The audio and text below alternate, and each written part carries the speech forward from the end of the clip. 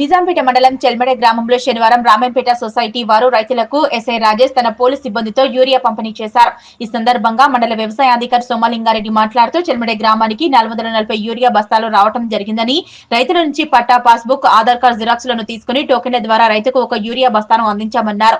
భారీ వర్షాల కారణంగా రోడ్లు దెబ్బతినడంతో లారీల రవాణా ఆలస్యం వల్ల రైతులకు యూరియా అందించే విషయంలో కాస్త జాప్యం ఏర్పడిందన్నారు. త్వరలో రైతులకు సరిపడే యూరియా అందిస్తామన్నారు. ఈ కార్యక్రమంలో వ్యవసాయ విస్తరణ అధికారులు శ్రీలత, మౌనిక, రమ్య గ్రామస్తులు పాల్గొన్నారు. నమస్కారం. ఈరోజు మన చెల్మడ గ్రామానికి 440 బస్తాలు యూరియా రావడం జరిగింది. ఈరోజు పంపిణీని మొదలు పెట్టడం జరిగింది. టోకెన్ల వారీగా రైతు ఆధార్ పాస్బుక్ నెంబర్ ప్రకారం రైతులకు ఈరోజు ఎంఆర్ఓ గారు మరియు ఎస్ఐ గారు ఆధ్వర్యంలో ఏఈఓలు కూడా ఈ ప్రోగ్రాంలో పాల్గొనడం జరిగింది. ఈఏసీఎస్ స్టాఫ్ తరఫున నర్సింహులు గారు, సిఇఓలు కూడా ఈ కార్యక్రమంలో పాల్గొన్నారు.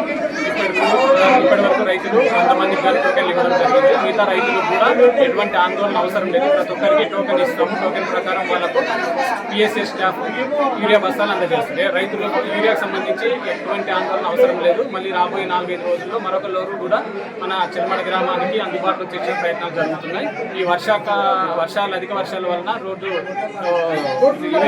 డ్యామేజ్ కావడం వలన కొద్దిగా లేట్ అయింది.